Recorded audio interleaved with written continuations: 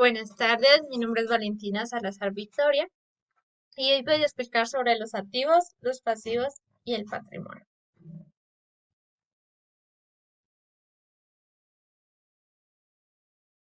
Los activos son los recursos controlados por la empresa, de los cuales se espera obtener un beneficio o una ganancia en el futuro. Existen los activos tangibles y los activos intangibles. Los activos tangibles son las propiedades, vehículos y maquinaria que pertenecen a una empresa. Los activos intangibles son aquellos que no se pueden tocar, como las patentes o las marcas registradas, o sea, el nombre o los símbolos distintivos de los productos y servicios que ofrece la empresa. Los pasivos son las obligaciones y deudas que tiene la empresa, ya sea con el banco, otras entidades o una persona natural. Estos pasivos pueden ser a corto plazo, largo plazo y pasivos laborales. Los pasivos laborales son los sueldos por pagar o las cesantías. Los pasivos a corto plazo son los préstamos y los impuestos. Y los de largo plazo serían como los arrendamientos financieros o las hipotecas. El patrimonio es el recurso que realmente pertenece a los propietarios de una empresa. Representa todo lo que queda después de haber pagado todas las deudas. El patrimonio puede calcularse restando los activos con los pasivos. Por ejemplo, si la empresa tiene en activos 100 millones de pesos y en pasivos, o sea, lo que debe, tiene 40 millones, entonces si se resta eso, el patrimonio o lo que realmente pertenece a los dueños de la empresa serían 60 millones. Esto sería toda la explicación sobre los activos, los pasivos y el patrimonio. Muchas gracias. Hola a todos, mi nombre es Didier Muñoz, soy estudiante de la Universidad Nacional Abierta y a Distancia UNA, del programa de Contaduría Pública. Abordaremos el siguiente temática del área de epistemología, teniendo en cuenta la actividad número 5 que habla sobre la consolidación de partida doble y ecuación patrimonial, ¿no? En este caso acogeríamos como tema ecuación patrimonial, que sería lo cual correspondería y a cual vamos a abordar esta explicación siguiente. Teniendo en cuenta que ya di mi presentación, hablaremos sobre el tema número 5 del área de epistemología de teoría y pensamientos contables, eh, considerado como la consolidación de partida doble y ecuación patrimonial, ¿no? Entonces a continuación ya entraremos a tratar esta temática que está basada en la ecuación patrimonial.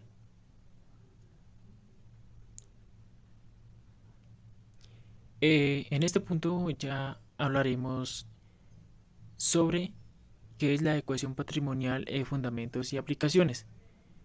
Entonces, la ecuación patrimonial es un concepto fundamental en la contabilidad que representa la relación entre los activos, pasivos y patrimonio de una empresa. Esta ecuación es esencial para entender la situación financiera de una organización y tomar decisiones informadas, ¿no? Entonces, esto sería como la manera de qué es la ecuación patrimonial en una organización o una empresa.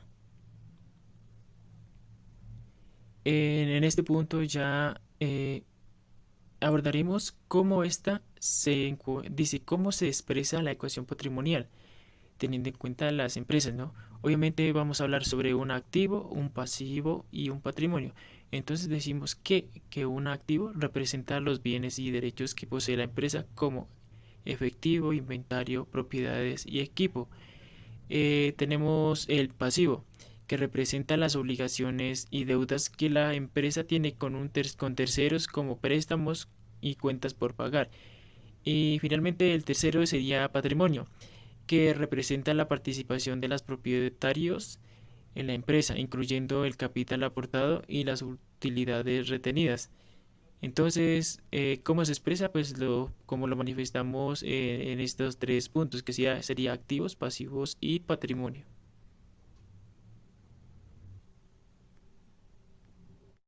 En un tercer punto, pues encontraríamos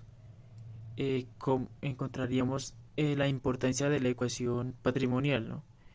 Entonces, planificamos en tres puntos, ¿no? Entonces dice que la importancia de la ecuación patrimonial está distribuida por tres, que sería análisis financiero, planificación financiera y control interno.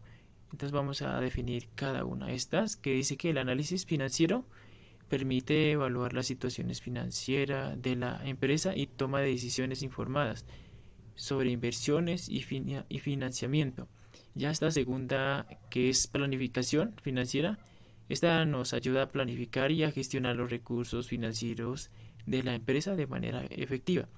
Y como tercer punto encontramos el control interno, que nos facilita el control y la supervisión de los activos, pasivos y patrimonio de la empresa.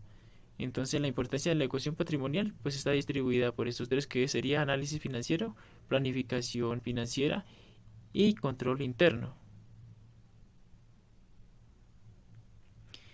Ya a continuación pues abordaremos un ejemplo pues teniendo en cuenta la ecuación patrimonial. En este punto pues tenemos como ejemplo de ecuación patrimonial, suponiendo que en una empresa tiene los siguientes datos financieros, ¿no? Entonces vamos a encontrar activos con un valor de 100.000 pesos. Entonces encontramos en efectivo 20.000 pesos, inventario 30.000, propiedades 50.000. También encontramos un pasivo de 40.000 pesos. En ello incluido un préstamos de 20.000, cuentas por pagar 20.000. Encontramos el patrimonio por un total de 60.000 pesos. Ya ahí lo caracterizamos que como capital aportado de 40.000 pesos, utilidades retenidas de 20.000 pesos. Entonces la ecuación patrimonial que se aplicaría sería de la siguiente. Entonces encontramos que los activos, los pasivos y los patrimonios. Entonces vamos a encontrar que los activos serían por 100.000 pesos, los pasivos por 40.000 pesos y el patrimonio sería por 60.000 pesos. Entonces, es decir, que la empresa tiene en efectivo por 100.000 pesos, que son financiados por pasivos de 40.000 pesos y patrimonios de 60.000 pesos, que sería como el ejemplo sobre la ecuación patrimonial. A continuación, pues vamos a ver el área donde se aplicarían esta ecuación patrimonial. Entonces dice en qué área se aplica la ecuación patrimonial. Entonces vamos a encontrar estos tres puntos. Tenemos contabilidad, finanzas y gestión empresarial. Dice que la contabilidad es fundamental para la preparación de estados financieros y la presentación de informes financieros. En el punto número 2, que sería finanzas, se utiliza para evaluar la salud financiera de la empresa y toma de decisiones sobre financiamiento e inversión. El punto 3, que sería gestión empresarial, ayudar a los gerentes a tomar decisiones informadas sobre la gestión de recursos y la planificación estratégica. Entonces, el área donde serían aplicada esta ecuación patrimonial está distribuida en estas tres ya pronunciadas, ¿no? Ya para finalizar, entenderemos que damos como fin un saber qué, es decir, qué entenderíamos o qué relevancia es sobre qué trata la ecuación patrimonial. Entonces dice que es un concepto fundamental en la contabilidad que representa la relación entre los activos, pasivos y patrimonio de una empresa. Su comprensión es esencial para el análisis financiero, la planificación financiera y el control interno. La ecuación patrimonial se aplica en diversas áreas como la contabilidad, las finanzas y la gestión empresarial, y es fundamental para tomar decisiones informadas sobre la gestión de recursos y la planificación estratégica. Eh, y ya dando como terminada esta información, pues damos como finalizado esta socialización sobre la ecuación patrimonial. Buenas tardes, mi nombre Nercy Maredi Gómez Gómez. El tema consolidación partida doble y ecuación patrimonial, grupo 10600220, Universidad Nacional Abierta y a Distancia UNAD, Contaduría Pública 2025. El tema que me corresponde explicar es la historia de la partida doble y su fundamentación. Bueno, sobre la historia de la partida doble y su fundamentación, se dice que las primeras obras en publicarse no fueron las primeras en escribirse. Tenemos dos grandes personajes que nos aportaron mucho a la contabilidad y a la partida doble. El primero es Benedetto Cartogli, quien escribe un libro donde da instrucciones para la práctica del comercio, haciendo referencia a la contabilidad por partida doble. Y otro de los personajes es Fray Luca Pacioli, que nació en 1445 y fue el primero en publicar una edición impresa sobre la partida doble. Este personaje seguía el método que ya había fundamentado Cartogli y el propósito era de proporcionar al comerciante información oportuna en relación con sus activos y obligaciones, hacer de la contabilidad un sistema preciso. Las etapas de la contabilidad y la partida doble, esto ha ido evolucionando. Tenemos las 5 etapas, la precolombina, donde se llevaba la contabilidad a través de nudos en lazos, el trueque y sobre colores pintados sobre los trajes de los aborígenes.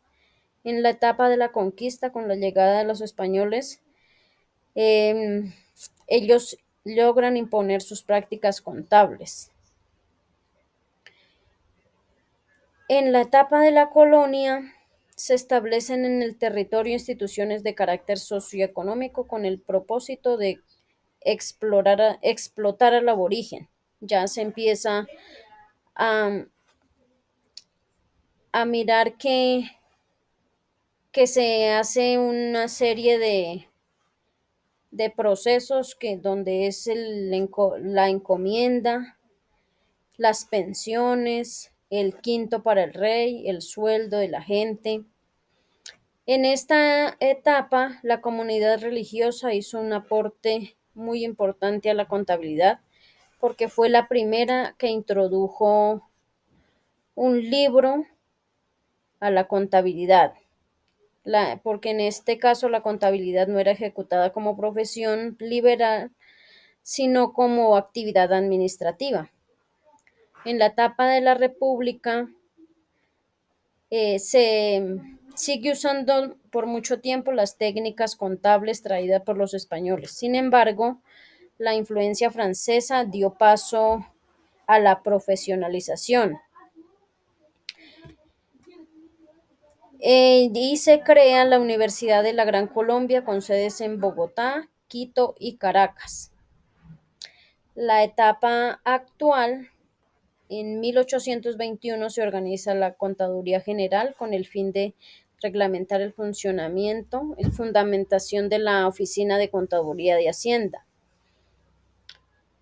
Para esta época surgieron empresas como Tejidos Obregón, Cervecerías Bavaria, Cementos Amper, y también con esto conlleva a la necesidad de la capacitación comercial y contable. En esta etapa se expidió la Ley 58 de 1931, la cual en el artículo 46 da reconocimiento a la profesión de contador juramentado. ¿Qué es la partida doble? Es un sistema de contabilidad que requiere que cada operación se registre en al menos 2 cuentas. El objetivo es asegurar que cada valor que entra se registra un mismo valor equivalente que sale. O sea, los débitos siempre deben ser igual a los créditos. Los principios de la partida doble. La dualidad. Cada transacción afecta al menos 2 cuentas contables. La ecuación contable básica. Los activos son siempre iguales al total de pasivos más el patrimonio neto. O sea, que activos es igual a pasivos más patrimonio. El valor igualitario, los montos registrados en el debe y en el haber deben ser siempre equivalentes. El registro cronológico, las operaciones se anotan en el orden que ocurren. Y el otro principio es la consistencia. Cada tipo de operación se registra siempre de la misma manera. Las reglas de la partida doble. Los débitos se registran en la columna de la izquierda de las cuentas y los créditos en la columna de la derecha. Los aumentos en activos y gastos se registran como débitos, mientras que los aumentos en pasivos, ingresos y patrimonios netos se registran como créditos. Las disminuciones en activos y gastos se registran como créditos y las disminuciones en pasivos, ingresos y patrimonios y patrimonio neto como débitos. Ejemplo de débito y crédito sobre la partida doble. Se realiza en el débito, se realiza la compra de una computadora nueva por un valor de 2.500.000, que ahí serían los gastos. Y el mismo registro se hace con crédito. Se hace el pago de esa computadora en efectivo por 2.500.000. Entonces se está haciendo el mismo registro tanto como para débito como para crédito. Muchísimas gracias. Buenos días, mi nombre es Jefferson Pérez Quinayas, estudiante del programa de Contaduría, que voy a explicar todo lo que tiene que ver con los ingresos.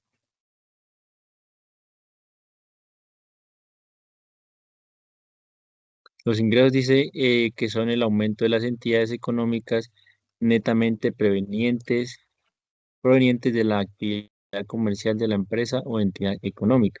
Esta partida incrementa el patrimonio empresarial debido a que aumenta el activo y reduce el pasivo y obligaciones de la misma. También se puede decir que los ingresos pueden prevenir de diversas fuentes, tanto como impuestos, como tasas, contribuciones, venta de bienes y servicios, transferencias o donaciones. ¿Sí? ¿Cómo se contabilizan los ingresos? Para registrar los ingresos en la contabilidad de la empresa es necesario primero clasificarlos teniendo en cuenta de dónde provienen. Clasificación de los ingresos. Primero que los ingresos pues se pueden clasificar en ingresos corrientes. Estos ingresos corrientes eh, eh, son los que se obtienen de forma regular o periódica. Y se subdividen en ingresos tributarios, ingresos no tributarios, ingresos de capital y transferencias a donaciones. Todos estos ingresos, cada quien cumple sus funciones y asimismo pues genera ganancias. Naturaleza de las cuentas contables. Decimos que la naturaleza de las cuentas contables hacen referencia al comportamiento contable de las mismas, ya sea incremento con débitos o créditos. Estas cuentas se clasifican en deudoras o acreedoras. Esto es lo que determina cómo se registran en los estados financieros. Vimos que tenemos cuentas de naturaleza deudoras y cuentas de naturaleza acreedoras. La deudora, estas cuentas aumentan con los débitos y disminuyen con los créditos. Típicamente activos, gastos, por ejemplo, el efectivo, cuentas por cobrar y costos operativos, cuentas de naturaleza acreedora. Estas cuentas aumentan con los créditos y disminuyen con los débitos, generando pasivo y patrimonio o ingresos. Ejemplo, incluyen las cuentas por pagar, préstamos y las ventas. Listo, sería todo. Muchas gracias.